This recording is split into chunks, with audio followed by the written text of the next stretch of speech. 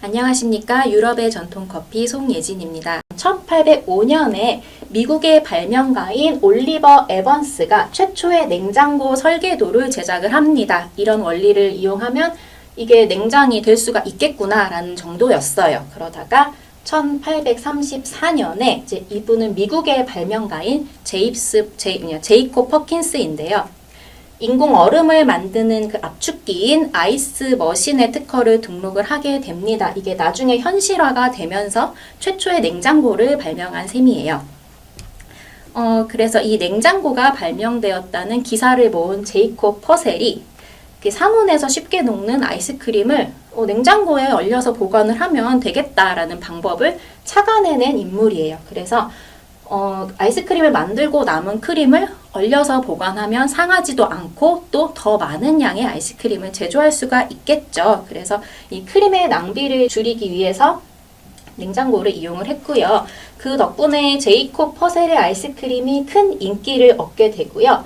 1851년 6월 15일에 미국 최초의 아이스크림 공장을 세우게 됩니다. 그래서 여러 전파와 발전 과정을 거쳐서 미국까지 왔어요. 그래서 이때부터 아이스크림의 인기가 전 세계로 퍼져나가게 되었고요. 꼭 부유층이 아니어도 이 아이스크림은 많은 사람들이 무더운 여름을 식힐 수 있도록 전 세계적으로 발전을 하게 됩니다. 아포가토가 이탈리아 말로는 어디에 빠지다라는 뜻을 가지고 있기 때문에 명사로 사용하기는 조금 어울리지 않는 그 특징이 있어요. 그래서 아포가토 알 카페라고 해야지 커피에 빠뜨린 아이스크림을 뜻하게 됩니다. 그 사진으로 보시다시피 커피 속에 동그란 아이스크림이 빠져있는 그 모양을 가지고 있죠. 아포가토 알 카페 어떻게 만드는지 설명해 드리겠습니다. 준비물은 굉장히 간단해요. 일단은 메뉴를 담을 잔, 그리고 아이스크림, 카페 에스프레소인데요.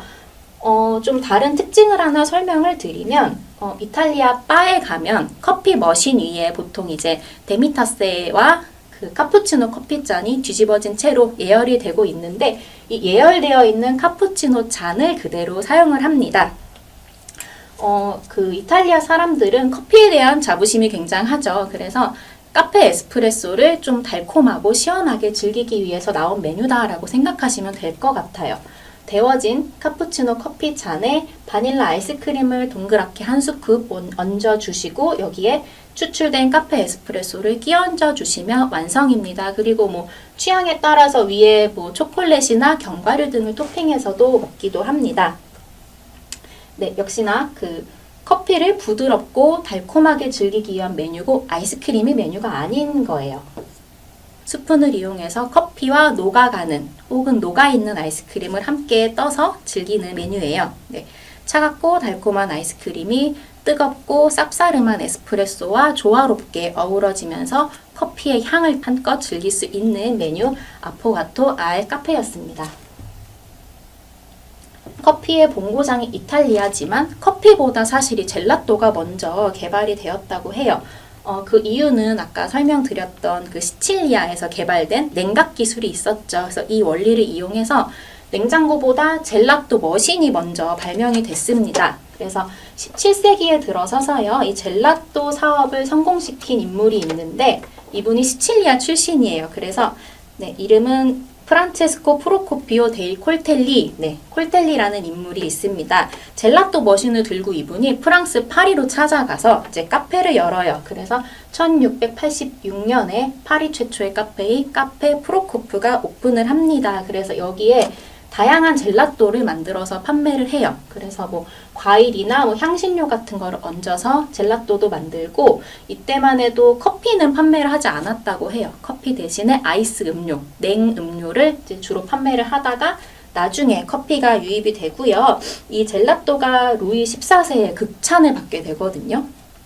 그렇겠죠. 아무래도 그 차갑고 시원하고 달콤함까지 느낄 수 있는 디저트는 처음 맛봤을 테니까요. 그래서 그 이후로 카페는 나폴레옹을 비롯한 파리의 문인들이나 철학가들이 가장 즐겨 찾는 명소가 되었고요. 현재도 성업을 하고 있어요. 현재는 카페 형태보다는 레스토랑에 가까운 형태로 음식과 또 커피와 디저트 함께 즐길 수 있는 카페 프로코프 지금도 성업 중에 있습니다. 그래서 방문을 하시면 입구에 그 나폴레옹이 군인 시절에 커피값이 조금 모자라가지고 그 돈 대신 지불한 껴놓고 간 모자가 있대요. 그래서 그게 전시되어 있는 그때 모습을 보실 수가 있습니다.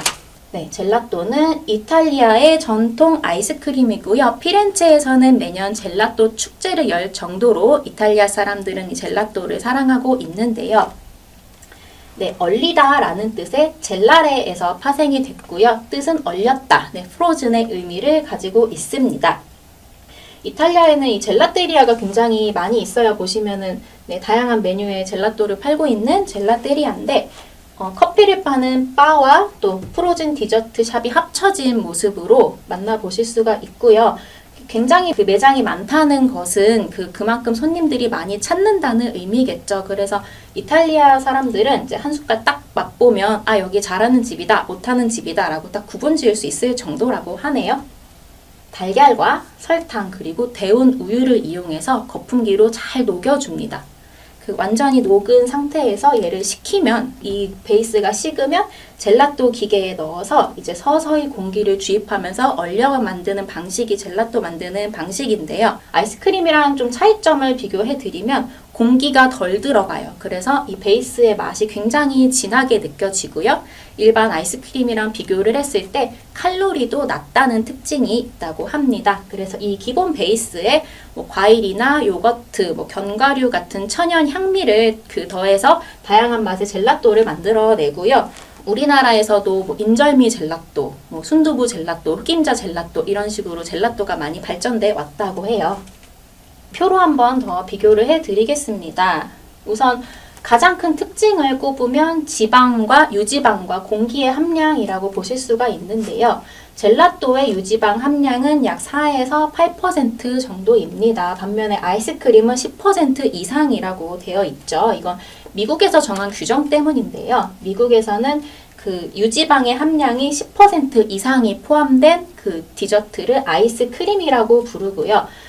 미국에서 이탈리아의 젤라또는 아이스크림으로 구분되지 않고 아이스 밀크로 구분이 된다고 합니다. 그래서 지방의 함량이 차이가 많기 때문에 아이스크림은 이제 입안 전체를 좀 크리미한 느낌으로 부드럽게 감싼다라고 하면 젤라또는 그런 건 덜하지만 그런 부드러운 맛은 덜하지만 또 아래쪽에 보시면 공기 함량이 차이가 많이 나죠.